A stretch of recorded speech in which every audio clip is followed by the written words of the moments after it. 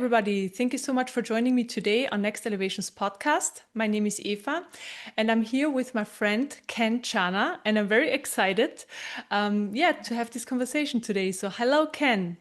Eva, it's so good to see you again. It's been Yeah. a minute, but man, it is so great to connect again. I'm really excited about what we're here to talk about, and I hope that, as we'll get into it with my journey, which started with you, and it's been 2.5 years, and I've had a rather profound awakening that has included a lot of mystical states, but also consciousness expansions, having gone from never meditated before to quickly reaching these states because of you and other healers.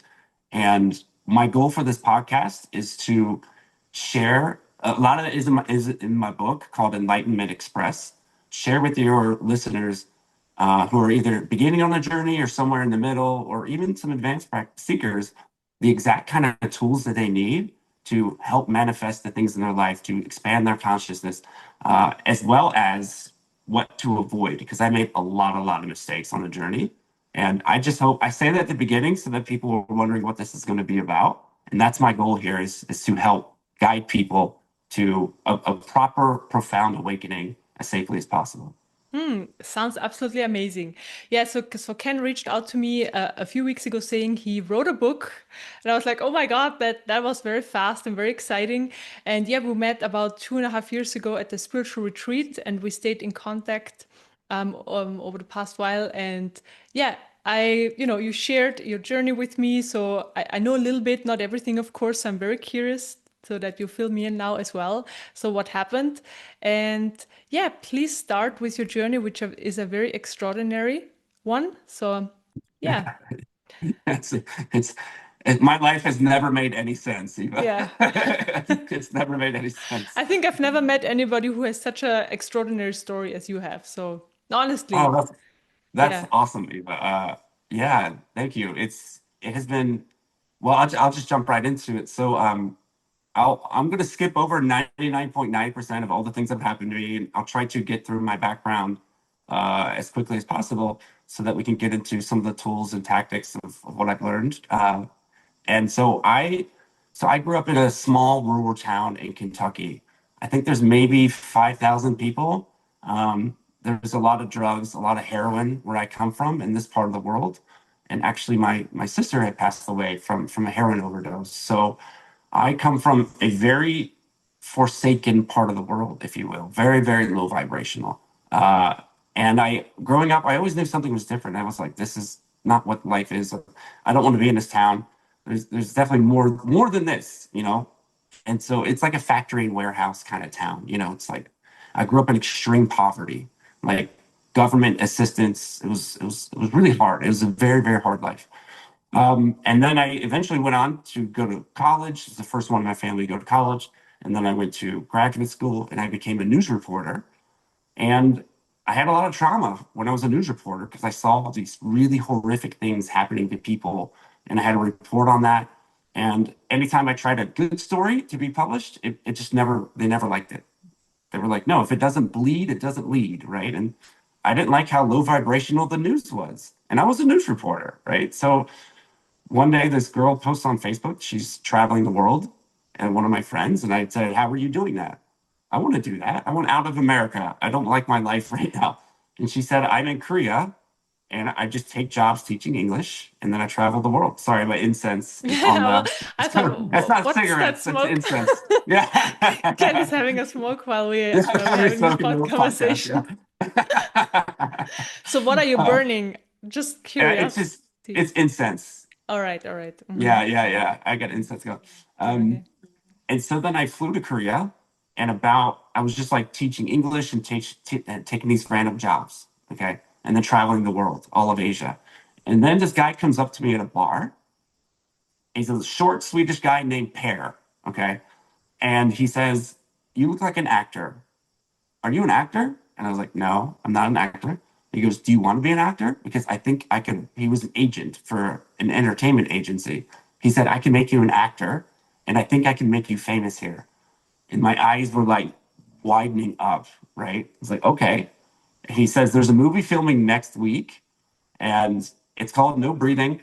we need a swimmer. Sorry, I'm going to put out this. We need a That's fine. we need a swimmer for the movie. Do you want to be in the movie? You don't need any acting experience. I said, yeah, hell yeah. So I did the movie, and I fell in love with being on set. There was like cameras everywhere. There's stars. There's this halo effect that really drew me in. It was like a drug, and I loved it so much. It was an easy role. He said, "I'll represent you." So I quit being a teacher and doing these random jobs to make money, and I quit traveling, and I just started being in movies. And then over the course of the next 7 years, well, it wasn't easy, right? I was burning through my life savings. I was down to my last $32, and I was only getting acting gigs here and there. It wasn't as easy as I thought. But then I had a breakthrough. I was Magneto for Days of Future Past when it filmed in Korea. But I was just a stand-in for Michael Fassbender, the main actor. And it was incredible. I got $500 for that, which wasn't a lot, but it was enough. And the next thing I knew, I was on their most famous TV show, their longest running show called it's called NBC Surprise. And then I had my own kids show, right, which was called Action English, where it's the most famous kids show in all of Korea, where we mixed hip hop with like teaching English. It was like the Wiggles meets the Beastie Boys. It was so much fun. I could not believe I was getting paid to be on a kid show and acting like a kid with my friends. And we did like 60 episodes, and it's still on the air today. Like this is like 10 years later, right? So it's that Oh, famous, wow. right? Yeah. It's insane. Like, and so I was on billboard ads. I was in commercials. I was in action movies with like Liam Neeson. I was in everything. I did everything. And I became semi-famous over there, especially with children and older people. Like they really, really appreciated my work. And my ego was it was so big. It was so big. But I also developed addictions. I had a addiction. I don't mean like there's a difference between a guy who has access to women who just sleeps with women, right? That's not an addiction. That's just like you like having sex. An addiction is when it rules your thoughts every day, all day, right? If you don't get laid, this is like even like pornography, it was just I had to have some type of sexual stimulation all of the time. It just my whole life had to evolve around that. And so I also developed an alcohol addiction. So I was an alcoholic. I was drinking alone. I was just drinking and partying. That's all I did.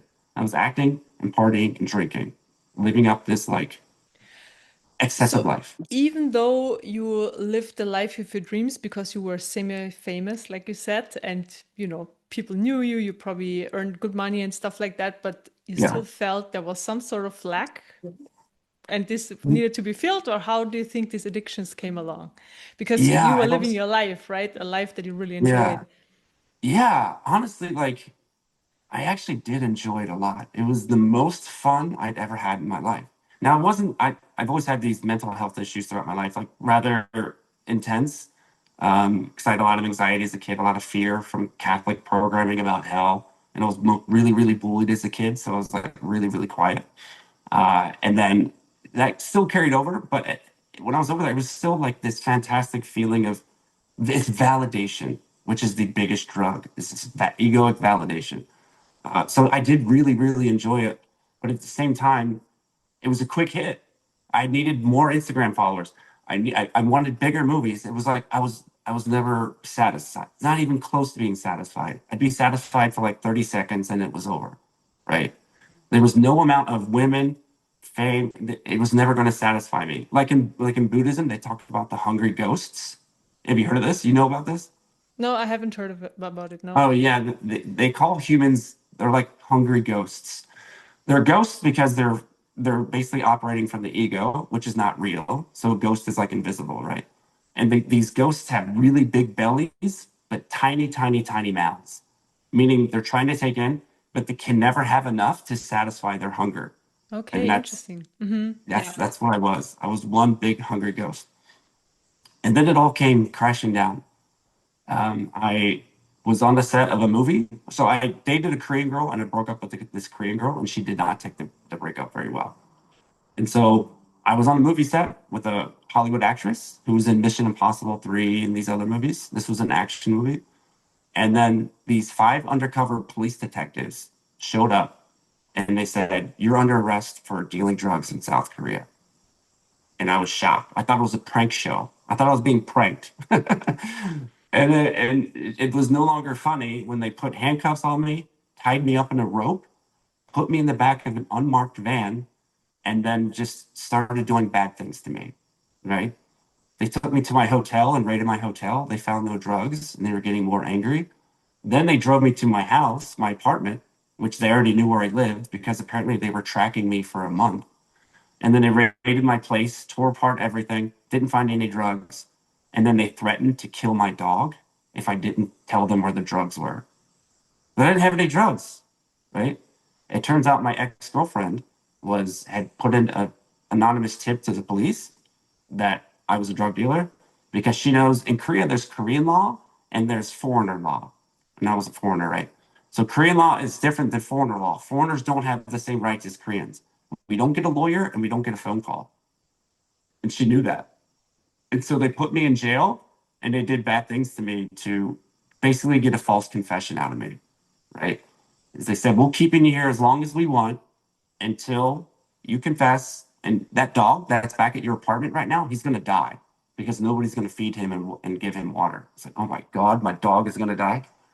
And so I false confessed.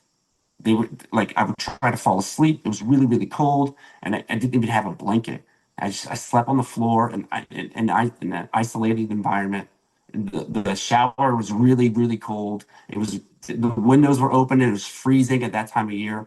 And anytime I was falling asleep, they'd bang and wake me up, so I couldn't even get sleep. Right. So I was terrified out of my mind. And then after my false confession, they let me go. They put a ban on my passport because I was trying to flee the country because I just wanted out, but I couldn't flee. And then 4 months later, I got a letter in the mail that said, the charges are dropped, but you just basically get out of the country, just leave, you know? So I did. I was so excited to finally be able to leave the country. So I left. And when I got back to America, I had pretty severe PTSD. I also had these 12 crowns placed in my mouth it was like a cosmetic surgery. The Koreans really botched the surgery, and I had a lot of infections and extreme pain from 12 neurotoxic crowns with neurotoxic metals put inside of them. And I went to go use my bank account.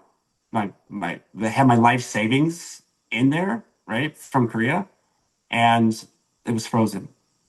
I didn't have access to my money. I called the bank and they said, "You have to come in person to try to get your money." But I was not going to go back to Korea. I didn't know what they were going to do to me, right? Yeah. Mm. They might throw me back in jail, right? And so I came back to America with no money in my mid 30s, no more fame, no more women, no more anything. I couldn't watch TV because I was envious of actors. I couldn't go on Instagram because it made me envious to see my friends still acting. And I had to move back in with my parents with no money, no connections to anybody. 'Cause all my connections are in Asia. Back in this small heroin addicted town that I grew up in, living in the spare bedroom, which is really tiny, which was a baby room for my nieces and nephews who were babies. They just reconverted it to my bedroom. And I had severe depression and anxiety and suicidal ideations and a lot of pain in my mouth that I couldn't afford to fix. And it was just a mess. It was an absolute mess, like absolute rock bottom. And I found some jobs and some work in corporate America, got some sales jobs, started to work my way back up, but I was still extremely depressed and anxious and more. I didn't want to be alive, Eva. I just didn't want to be alive. I Mm. just, I couldn't take life. And then my Yeah, I mean sister reached, that's such a deep fall, right? From being an actor, being known, being famous, having a lot of money, living your life, the life of your dreams, and then having nothing, having to leave everything behind. Yeah, it must have been very hard. Absolutely. yeah, it, it really was. It's really hard. I mean, maybe if I was a Navy SEAL before, I could have taken it better, but I wasn't. I'm kind of a sensitive person, and so it was really rough on me. And then fast forward like 5 years after I got back from Korea, and my sister died of a heroin overdose, and I just got really depressed, and I couldn't take it anymore. And so I wrote our mutual friend Chris, right? Chris up in Canada. I met him at a festival, a really great guy, most spiritual person I know. And I was an atheist. I just thought this was all a cosmic joke. Like I actually like kind of hated God because like you're real. If you're real and you're making all this stuff happen to me, like why do people like I don't get it. Like you're a harsh God if you're real. So I just didn't care about any of that, like him or spirituality or anything. But I wrote Chris and said, Chris, I gotta fix his brain. I'll do anything. Can I come up there and do some psychedelics? Because we had a mutual friend who can guide people through psychedelic journeys. And he said, okay. So I flew up there and I got a guided session with psychedelics. And that was the first time I entered into spirit world. And I saw billions of souls waiting to incarnate here. I understood life.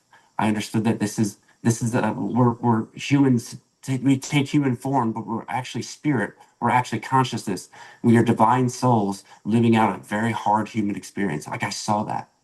I saw all of that. It all made sense, and I was filled with so much love. And Beautiful. I came, yeah, it's amazing. And I came out of that, How long and were I you in that space? How long about was that about three experience? hours. Oh, It was like wow. 3 hours. Yeah, yeah. It was a long while, and it was amazing. And so then I said to Chris, I said, Chris, what is all of this? And then he started introducing me to non-duality, and he said, you really should do a meditation with Gareth, like our mutual friend who's in Brahman consciousness, right?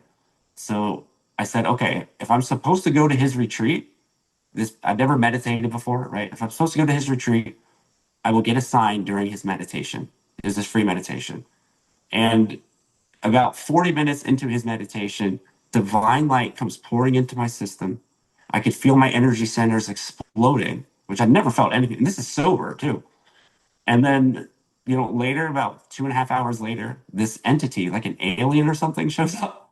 And I'm in like very few thoughts. And then I was like, that's a great sign to go to this guy. This is the most incredible thing I've ever experienced.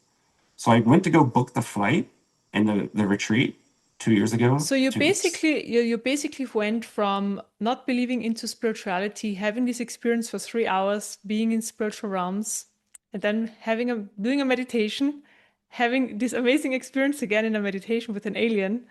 So Yeah. I mean, but that's that's very unique, or I don't know. I've never met or haven't met so many people who had who had such incredible experiences in just doing two different things. You know what I mean? So that's very fascinating. These I openings, see. Yeah. Yeah, yeah, yeah. The openings are words will never be able to describe, right, Eva? Mm. Like you can't describe. Like it's three-dimensional words will never be able to do it. But he introduced me to non-duality, and after Garrett's meditation, after the alien had showed up, there were three fingerprints on my laptop that were alien fingerprints, right? Uh, and so I was like, "Oh my God, Gareth is an alien." So I wrote Gareth and I said, "Dude, what's this alien stuff that's happening to me?" And he writes back and he's like, "Ha, I have no idea what that is. I'm not an alien, but it looks like the larger consciousness system, like the LCS, which is also like that's Tom Campbell speak for the absolute God, whatever, right?" And he said the LCS put something there for you to see to make sure that you went to the retreat, which now makes sense because my life was so off the spiritual path up to that point that I needed something to smack me in the face and get me to Gareth's retreat. And it did. And then that's where I met you in person, right? And actually, before I went to the retreat, you and I had done a one-on-one session because Chris had said that. And you were able to pinpoint exact moments in my life where things had happened. And I couldn't understand how you were able to do it, right? You told me about these very, very specific things that had happened in my life that no one else knows, right? And then you had said that's where this fear comes from, and that fear comes from. And then you were cleaning out my system, and it was exploding all inside of me. And I was like, my God, what is all of this? This is insane. How can somebody do this? And then I went to the retreat and I met you in person and Gareth and all these other people with these special abilities and healings. My Kundalini gets activated. And it's harsh. It was harsh right away, and it went straight up to my third eye, and it's been there ever since. And so then fast forward after the retreat, which was just expanding me beyond belief. I went from never meditating to now I'm doing 7 days of silent meditation. Like I was just so all in. I was like, this is the answer. And 6 weeks after that retreat, when I went back to Denver, where I was living at the time, there was so much energy. I made the mistake I was like, transmissions are the answer. That's going to get me enlightened and that's going to stop my suffering. Okay, so I just signed up for like I was doing up to 4 transmissions a day, right? I did like 50 transmissions in 2 weeks. Like I just did this one over here and that one over there and that one, and my system became so overloaded that I had developed like a mild psychosis. Like it was that extreme, you know. But then about 6 weeks after the retreat, I am sitting there in my apartment. So much Kundalini energy is going on in my head. So much of, I guess it was your transmissions, Garrett's transmissions. There was like a dozen of them in my system. And it became so overwhelming that I sat down and I meditated and I had this thought. Everything is just energy. Everything is just energy. And then there was this zipper that zipped down my body and peeled back the can, and my supreme self came forward. And I got a So cool. thousand, oh my God, I got 1,000 downloads all at once. This is why your life has been, this is why this happened. Everything was explained to me. All of life came in. I was pure 100% awareness. I didn't know this at the time, but Gareth would later describe that as samadhi. He said I'd reached samadhi, right? Now, I'm curious, how did you experience samadhi the first time? How did it feel for you? Um, I mean, so going into samadhi in during meditation, right? So this Yeah. was just very like I felt it to be very normal. It just happened gradually, so there was no experience like you had. And then sahaja samadhi is basically when you meditate and you're outside of meditation and you feel exactly the same, or the consciousness stays exactly the same. There is no change anymore. And it also just happened after one meditation where I realized, okay, I just meditated and I'm out of meditation. I feel exactly the same. And then after that, meditating didn't do anything anymore to my consciousness. Like it just stayed exactly the same. So I didn't have an experience like that. But I had, when I had other shifts before that or after the samadhi one or the sahaja samadhi, I had crazy experiences, I guess, or openings that were brought in a lot of new information or a lot of different things that I didn't experience before. So yeah. Oh, But wow. everybody's different, Wow. right? Everybody's Mhm. different. Everybody has a different journey, different openings, and also different sensitivity, right? So some people just experience it gradually, a gradual unfolding of this whole process, and some people have these crazy openings. And to me, it's more like consciousness shows us, okay, this is here, there is the information, look at this, there is a change happening, like some people just need Mm. it really loud, and some people, for them, it's okay to have a gradual unfolding, right? So yeah, this is definitely what I'm seeing with people. Okay, that's interesting because that reaffirms one of the things that I say in the book is that, you hear this all the time. Your path is not my path, right? It's going to be wildly different. And one of my favorite podcast episodes was with you and Gareth explaining your journeys from like dejection to witnessing consciousness to all the way up to Brahman, to unity and Brahman, right? And your paths were so different. Were so incredibly different. And that Adyashanti, he says, I hesitate to even tell you my stories because I know that your ego, will want to say, "Oh, he did it that way. Maybe I can do it that way." Right? Right? But that's not how it works, right? If I try to emulate what you did for your awakening or what Gareth did and try to replicate that, that's just a spiritual ego trying to do enlightenment, but there's no doing enlightenment. It only Mm. comes from surrender to the divine. Only the divine can do this. We can't do any of it. We think we can, right? The ego really thinks it can, but it can't. It absolutely can't. And so after samadhi, it was like, oh my God. Well, first of all, I thought I was going to be in samadhi forever. I was like, I beat the game of life. This is it. Oh my God, this is it. But it went away after an hour. And, Gareth would later tell me, he said, that's because, your nervous system couldn't have handled that for a longer period of time. Right. And that's true because I think in your journey, you had these pockets where this would happen for a few days and go away. Right. That's true. Like you can't your nervous system couldn't handle it right away. All of it. Yeah, yeah. I mean, but in general, it's like when a shift happens, a more profound shift, the system needs some time to adapt. So first, the system needs some time to adapt it, and also you need to integrate it in all aspects of your life and in your being. So this takes time as well. But yeah, there are some people who have openings, and yes, the system is not ready for it yet, and then it closes down again, and then you can't access it. And Yeah. you have to like basically make your way up there again or work your way up there again if you want to call it like that, yeah. Yeah. But Yeah. at That's least people know them where to go, right? So it's like a sign, go into this direction. You experienced this before, and then you just know, okay, I just go, I surrender more right. to get there. Yeah. Yeah. Yeah. And I went through that period of where I was trying to force that again. I was like, I'm gonna get meditation again and get samadhi again. Come on, samadhi. Come on, samadhi. And but like you said, and this is something I detail a lot in the book, is surrender. You just have to surrender. You got to surrender. It's the only way. It's literally the only Yeah, way. I mean, this is what I'm always telling people. Like, first of all, experiences are always unique to the experiencer, so they show something to the experiencer, and then they're there in the present moment for a reason to give information, to give an opening, a seeing.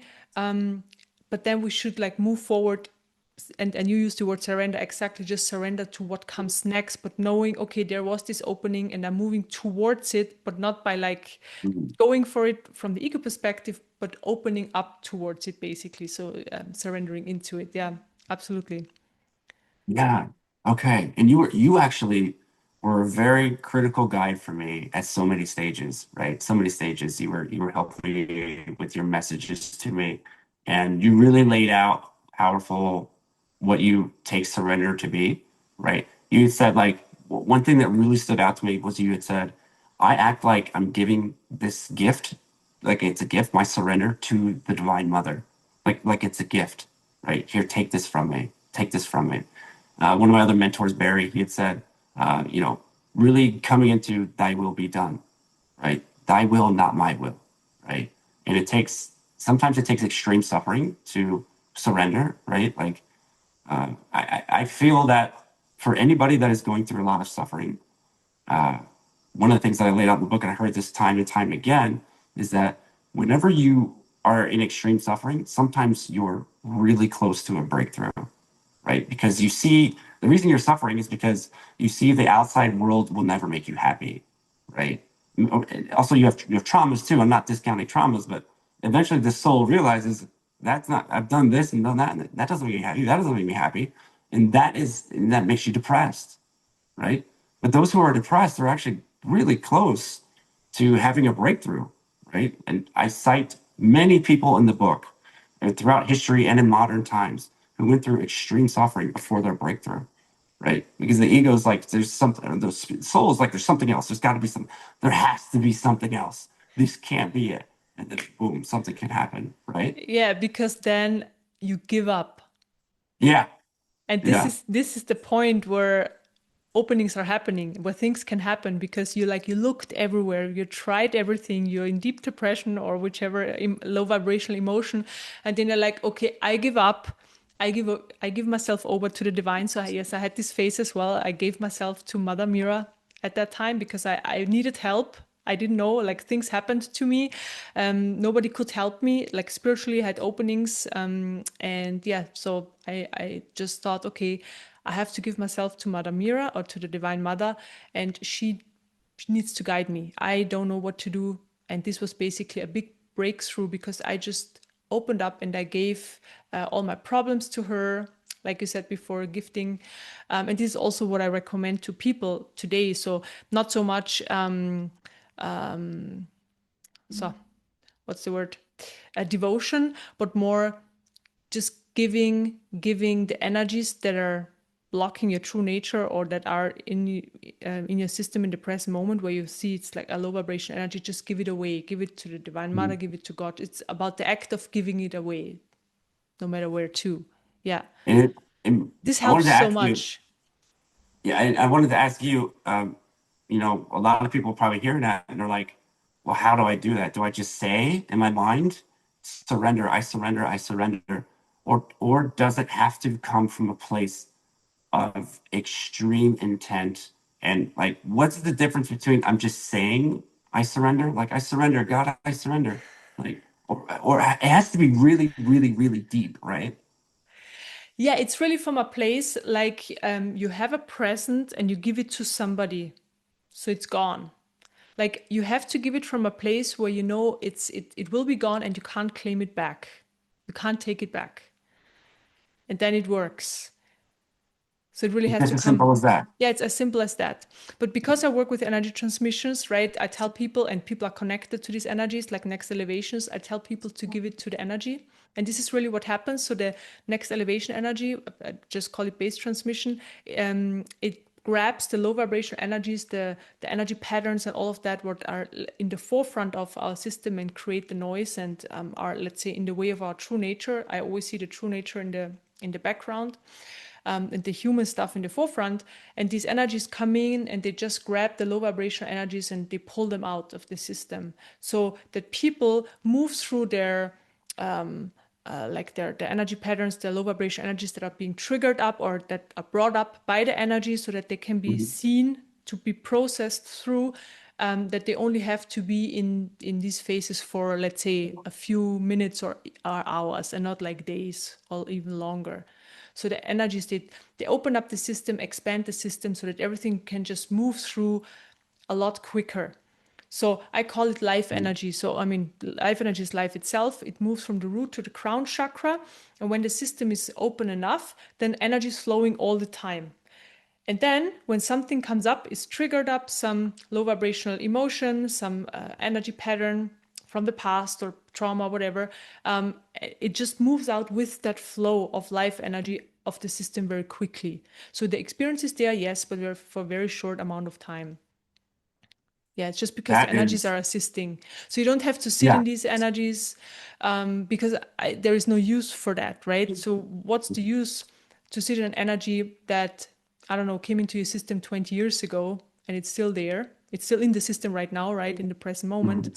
Mhm. And it's triggered up for whatever reason, and there is no use to sitting in it because it's not going to change the energy. Like Right, right. next on the next occasion it's going to be triggered again.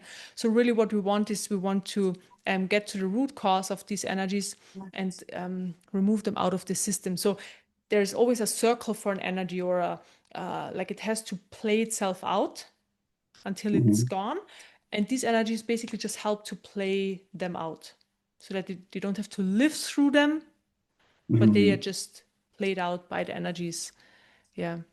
Yeah, and you know what you just described sounds so unreal. Like that's not true. You know, I hear this all the time. I've been on other podcasts and they're like, I don't believe that. That can't be true. It can't be like that, right? And I tell some of my friends about some of these mystical experiences I've been having and describing what you had discovered. Like I actually literally feel it's like that machine, that claw machine where it picks up a toy and like drops it, right? It feels like it comes down, it grabs something, and then pulls it out, right? Yeah. And not every time, but that's how it can feel. And when I describe that to my friends, they're like, you can't just get rid of fears and traumas like that. That sounds like woo woo. That sounds like nonsense, right? And again, I would have been that person making fun of what you just said. Well, maybe not making fun of, but I wouldn't have believed it, right? Until it started happening to me, right? Because it was no longer a concept. Like what you just described, I've had happen to me dozens and dozens of times, right? And it's unmistakable. And you know, it's so true because like as I the further I got in the path, my awakening it's been quite brutal. Okay. So I've had a lot of Kundalini purges that have been too intense to describe. You know, like I've had many days where I was like vomiting out like energies, like extreme processing. And I had like 11 different sort of like attachments and different entities and things affecting me. that I had to remove, or healers had to remove, and it was just I removed it's one of been them. you did. And like I went to like three other people and they couldn't really do it. And then I went to you, I just sent you a message like, listen, I'm desperate. I don't know what's going on. And then you just kind of like did it in like 2 minutes. Like it was like that. I was like, God, she's so powerful. She's like, this is so amazing.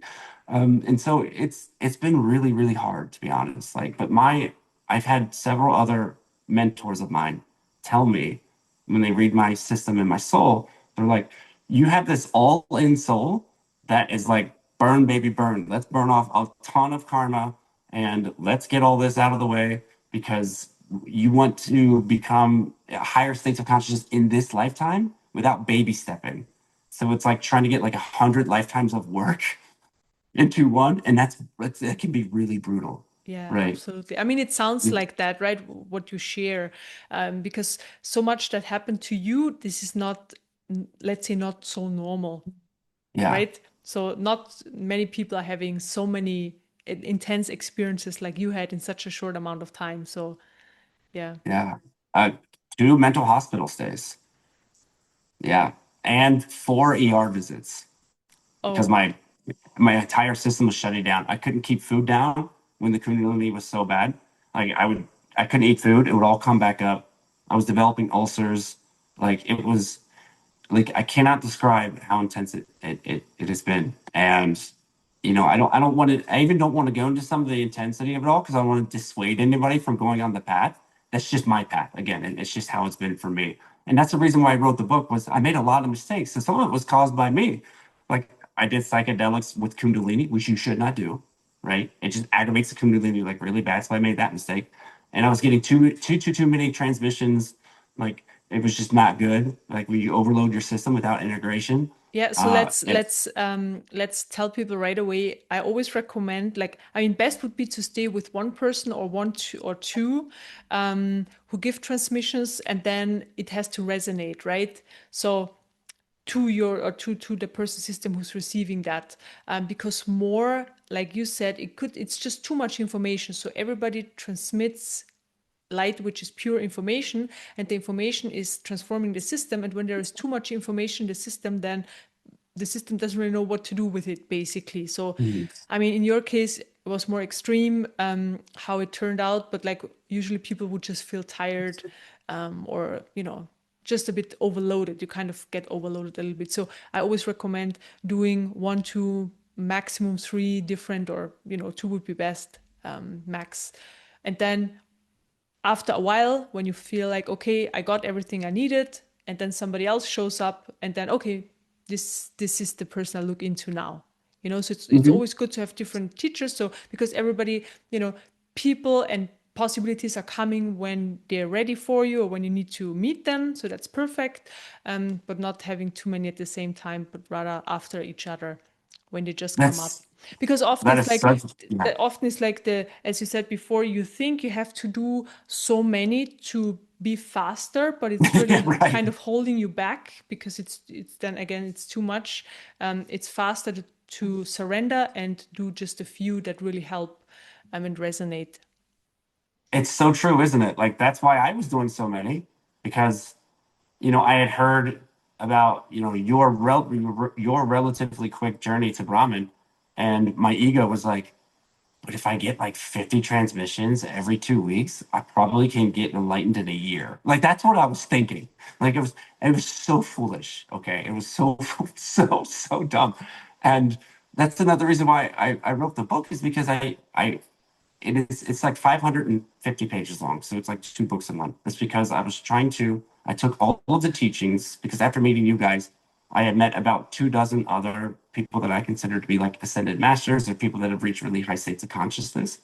And I took the teachings from all of them and all of my errors, as well as all of the mystical states and the wins that I've accumulated, quote unquote wins, right? And I mix it with quantum physics and health. And I put everything that you're going to need into one book, also with an explanation of what this combination of the ancient texts and all the major religions, as well as what my spiritual mentors have been telling me and my personal experience about what life is, what we're here to do, how to get connected to your higher self, what not to do, right? Warnings, and also an explanation of just the larger consciousness system and how it is, how it's affecting you, where you can potentially go, and how you can get to your true nature, which is the greatest thing that somebody can experience, right? It's their true nature, right? How can you get there? Because I felt like when I was reading The Power of Now, I was reading like I Am That, all these staple spiritual books, but it was just concepts to me. I was like, but there's no explanation of how do I get there? Right? Like Eckhart Tolle, you were just suicidal, and then you woke up one day and you had that thought and you became enlightenment. You're not giving me step by steps of what to do. You're just giving me more concepts. Like how I didn't like it. I need somebody to hold my hand and tell me what do I do? How do I do this? And that's what the book is. It's like I lay out different paths of yoga, like the path of surrender, the warrior's path. Like what does that mean? I even talk about transmissions a lot. Like, what are transmissions? How are you able to do what you do, Eva? Right? And how can somebody else develop certain abilities? How do you release these traumas, right? With somatic body work or different types of like advanced polarity therapy that can help you, right? Like, I just tried to make the book that I wish I had when my awakening first started. Somebody could say, hey, just read this book, right? Just this covers like 75% of everything you're ever going to know. So that if you just had a sudden awakening, or even if you are still in the awakening process, this can help a lot. Like a lot. Like it's at the very least, my goal is to have written something that people can just get even just one thing out of it, right? I imagine they get quite a few things out of it, but even if you just got like like what we just said, don't do too many transmissions, right? Even just a line like that can help somebody, right? And it's filled with hundreds of little anecdotes like that inside the book of like, do this and do that, and certain meditation techniques. And what are thoughts? Like, where do they come from? What's the Akashic records? Like just so many different things that I wanted to guide people to, because after my samadhi experience, I had reached pockets of unity consciousness and deep meditations. One time I was just driving my car and suddenly everything became in sync. Like this big consciousness shift had happened. And I wasn't driving the car anymore. My hands were moving, but I was not doing it. And all of the music in the car matched perfectly to the weaving of the traffic on the highway. And you know what I'm saying, right? It was like universal flow. Yeah. I don't even know what that's But called. yeah, I mean, this is what I call life energy. Life is just unfolding as a flow when we're fully open. And this is then the life is a perfect orchestration. It always is. So if we are not in the way, if we're fully open and surrendered, then this is what we experience. So this is, let's say, the I call it the new version, I guess, of human, or the more advanced version of human. So we are in a version that's outdated. So this is why we do this transformational work. And in the more advanced version, which is where the true nature comes forward more and more, or is eventually fully forward. So I see it just coming from the background to the forefront. And the forefront is the main experience, the human. And then when the true nature comes forward, this is the main experience, but the human is still there within the true nature, right? Because we still have the human experience.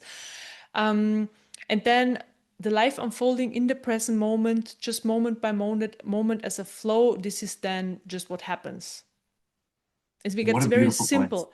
It just gets Mm. very simple, and then also very enjoyable, because just so much unnecessary stuff falls away.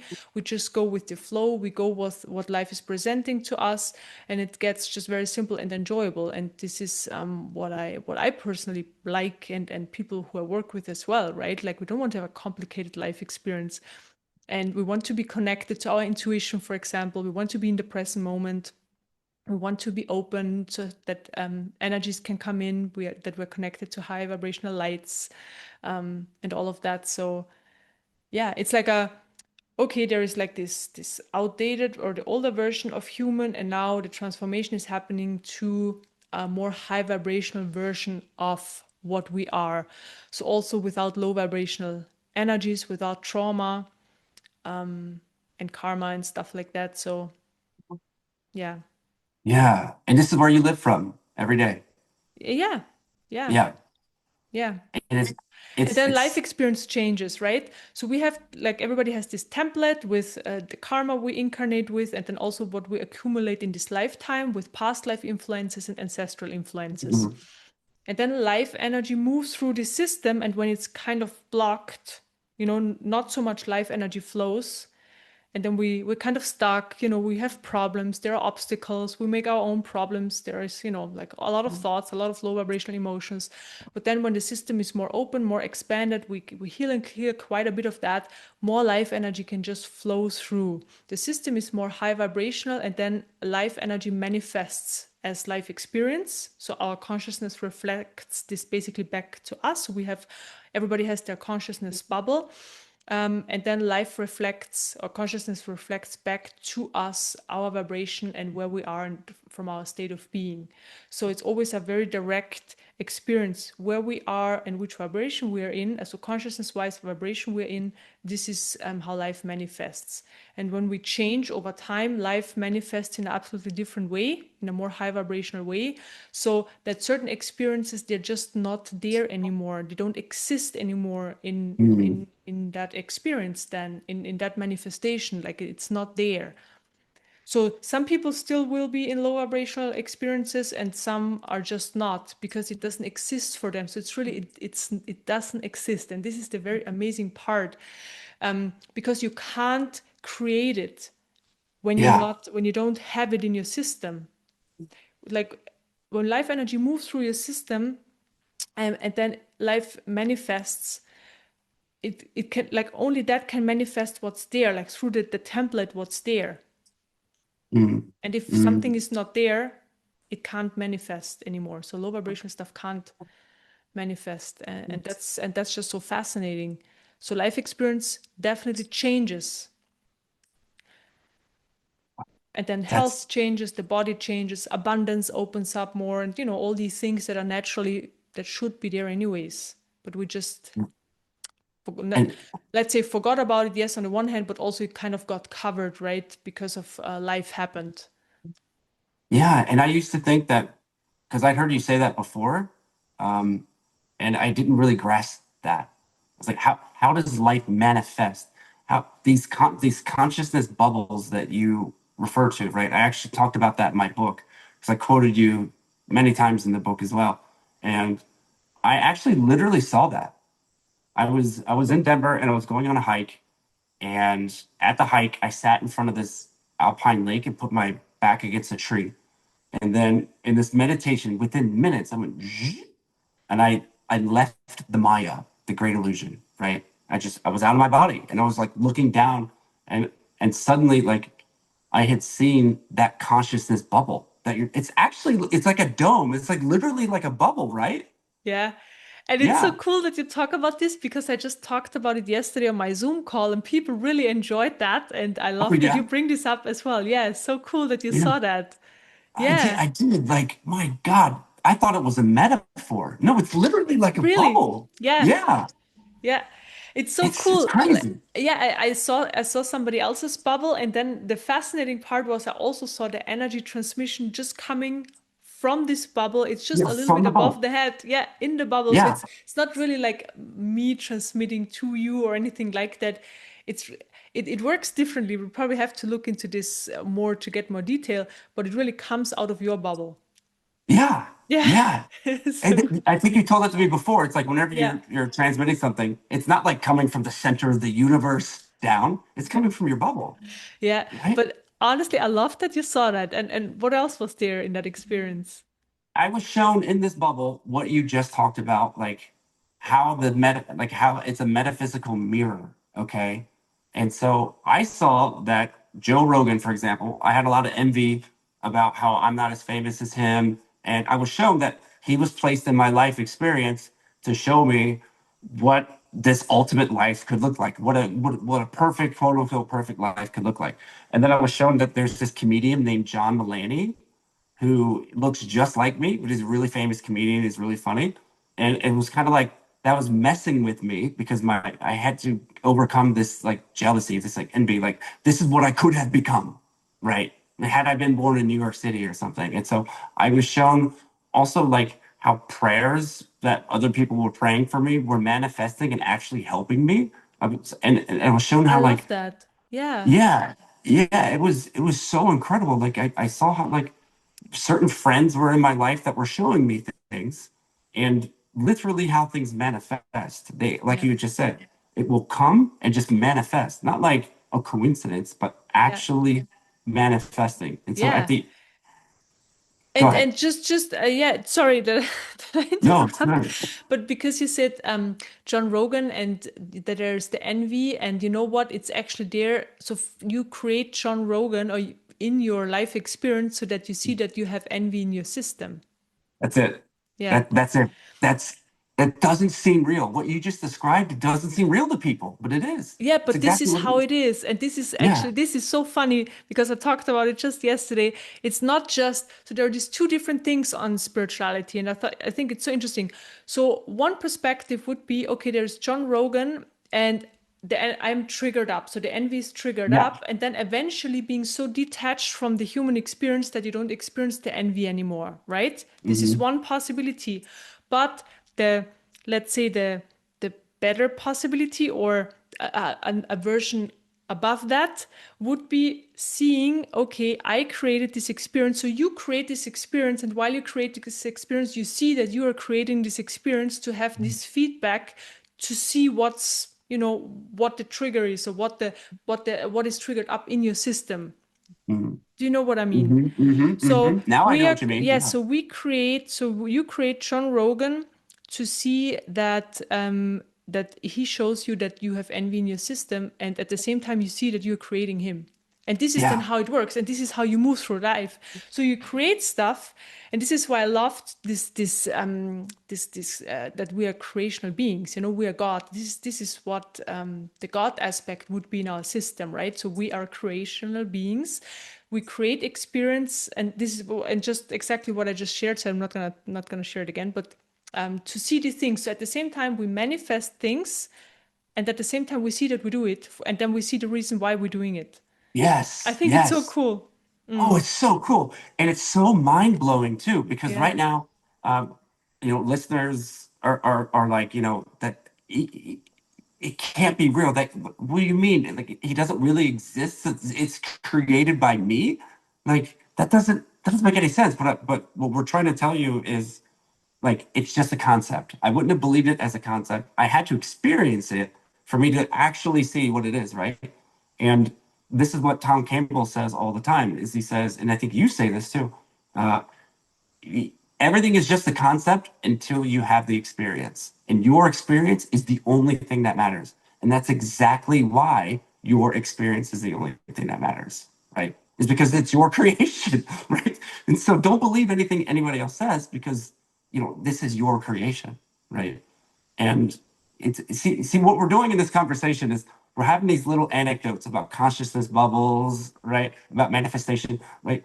And there's so many of these things that I've come to realize, experience, and researched, and I wanted to put that all into the book. It's filled with anecdotes and explanations about what we just had. But ultimately, the aim of my book is it's not about my story, even though I talk about it's like 25% my memoir, 75% like teachings, and it's not so much about like here saying my story or whatever. It's more about getting the reader as fast as possible to get out of the conceptual and into the experiential, right? This is the whole point of the book is like, how can I know the mind, especially at the beginning of an awakening, the mind's going to want to read everything, like absorb, absorb, absorb. And so I want to save people time from having to read 3 dozen books on spirituality. I just want one that's extremely, extremely practical that explains most of what you need, right? And then if you want to research more on other topics, you can great. So it's like a good starter book. It's it's like a starting guide in spirituality and of the highest path, right? And two, I want to show people how to get to that first conceptual experience, or sorry, it's first experience, right? And sometimes it can be via transmissions. Sometimes it can be through devotion and surrender. I even put a chapter in there about psychedelics. Well, it's a good tool to open you up and break the fourth wall of reality. it's not the answer, and like it's something to be used sporadically. And I give a safe guide for how to do that and what combination of different plant medicines can help guide you if you've never done plant medicines before. And that's basically what I think all this is. It's like ultimately I don't know. Okay. And I say that a lot in the book. It's like, look, I don't know. Like I'm not enlightened yet, right? But I have experienced a lot. And one thing that is for certain is that I don't know. And I think that's the healthiest place to be is this I truly don't know. Because in the end of everything, like I could, I kind of just, it could just be this person running a 3D simulation, and then I pop out of it at the very end, and all these people are laughing at me, and be like, you actually believed that there was death, and you actually believed in stabbings and murder. We were just messing with you, man. Like you actually like, or nobody really, really knows, like 100%, right? Like, you No, see what I I'm mean, saying? absolutely. Like we can't know, and this makes a lot of sense because the human, is very limited. Even though there are openings there are realizations there are mergings there, whatever, but still we are experiencing everything from the human, and the human is very limited in its perception, right? In Mm, what we can, like the information we can receive, the language we have, the body has its limitations. So we can always, like from my understanding, we can always explore certain parts, and then we explore the next, and then we explore the next, like everything all at once. That it's there, I'm not sure if that's a thing. Like I'm not sure. mm. Yeah, So yeah, and in the end, we don't know. yeah, Absolutely, we can just explore and experience. that's right. But Yeah. it's so beautifully said because for a little while into my journey, I actually was like, well, Eva's she has the 100% answer. Looks like Gareth has 100% the answer. Like I thought that if you reach these higher states of consciousness, that's the answer. And to hear you say that, like truly in the end, we really don't know, but like to the best of our, like I don't even really know if Martin Luther King Jr. really existed, right? Like maybe he did. I've heard stories about him, right? But maybe that was a manifestation just to I don't know, right? We don't really know because it wasn't my direct experience. And ultimately, I was told, and this is great. Adyashanti had this story before his enlightenment. He was meditating for 4 years, okay, and he wasn't getting any progress, right? And one day he was sitting on his mat, and he just said, I don't. What am I doing? I don't know. I don't know. I don't know." And then he said, "Bam!" The shift happened, and he looked at his little Buddha tree or Buddha statue in front of his tree. And then he had this realization because he had chipped it. And he looks at Buddha and he goes, "You son of a bitch. It was me. You were me all along. My God." And I've reached these states of deep unknowing, right? These deep, deep, deep unknowing. And that is a great place to accelerate, right? And the spiritual journey is filled with paradoxes that are really confusing, and so there isn't a lot of hard clarity on everything, right? Because you hear a lot of information about where the earth is ascending to, 5D consciousness and 12 dimensions of light, and there's all of these different things of like what's to come. Who was Christ really? And I gave a multitude of Christ's messaging. He actually had non-dual messaging, right? About reincarnation and enlightenment and father consciousness and mother consciousness, and but that was all distorted by the Catholic Church, right? So I give a perspective of what Christ's actual teachings were, as well as the Buddha, and there's no one actual religion that is quote unquote right. And you said it to me perfectly. You had said, the Divine Mother in Hinduism, right, is like Mother Mary in Catholicism, and these are just representations of high frequential, high consciousness beings, right? It's all just how it speaks to us, right? And I was in one session with this woman who's very high level, and she had said, "I can see your heart is trying to love and put devotion to like Kali, Shiva, Krishna, right? Because you are mentors that help them, and you're trying to use that, but your heart, you grew up Catholic, your heart, your child heart is with Mother Mary and Jesus. And when she said that, everything changed for me. And now my devotional practice changed. And I've had a lot of Christ downloads that I cannot even begin to describe. And Mother Mary pictures. And she came to me in a vision because now I'm having literal visions with my eyes are closed. Like not just downloads, but like these visions are happening. And I think it's important for people to know that like, just because this person reached out with the Hindu gods, I used to think that's the right answer, the Hindu gods, right? And Christ was just a man. But it's not true, right? It's not true at all. I'd love to hear your take on that. Yeah, I mean, first of all, I think it sounds very incredible what you put together in this book because I don't know a book like that, and it would have been very handy for me as well. So thank you for doing that. And Yeah, yeah, I hope I get a copy one day. you That will. I'll would send it to be, you yeah, after this. that would be great. Yeah, I'm sure it's going to be very helpful, especially when you start the journey for whatever reason. Either you had openings, Kundalini awakening, a traumatic experience, you just turn to spirituality for whatever reason. But then it's like a whole new universe of information, if you want to call it like that, a whole new area. And there is a lot of books, a lot of podcasts, just a lot of information out there. And it's good just to have like a one book, that's Well, look, absolutely amazing, where yeah. a lot of useful information is in there. And then, like you said, people can also research if something resonates deeply with them, they can just go and look into this direction. So yeah, thank you very much for doing that for everybody. So very amazing Oh, job, Ken. oh, thank you, Mila. Yeah, yeah, thank you. You were a big inspiration. My first session with you is the opening of the book, Ah, right? really? Okay. Yeah, and a lot of your audio messages that you were sending me, I would write down in my notes because I didn't want to forget, right? And so I took a lot of those notes and put it throughout, and then I would research more into some of the things you were telling me, and I just compiled it all together into this like linear fashion, chronological through my life, but intertwined with all of these resources that, yeah, you're right. There's so much information out there. It's overwhelming and conflicting information too. That's the confusing part. Hmm. There's so much conflicting information, which hurts the mind. Yeah, I mean, if you just go on YouTube and the example oats, the healthiest breakfast on earth, Yeah, and then it's gonna kill you. Like I've yeah, seen right. thumbnails like that so many times with so many things. And yeah, it's if people don't know what they're really looking for, then it's kind of hard to navigate, right? So it's good definitely to have a book that's helping with that. Absolutely. Yeah. Yeah, it's so true because one thing is with prayer. Like one person who's very enlightened, he had told me prayer is from a sense of lack. It means that you lack something and you're asking the divine for something that it just shows that you have a lack and you're not the true creator when you need a middleman or somebody out there to give you what you need. You need to be the one that creates what you need. And then I talk to like you and you're like, I pray to Mother Mary every night, right?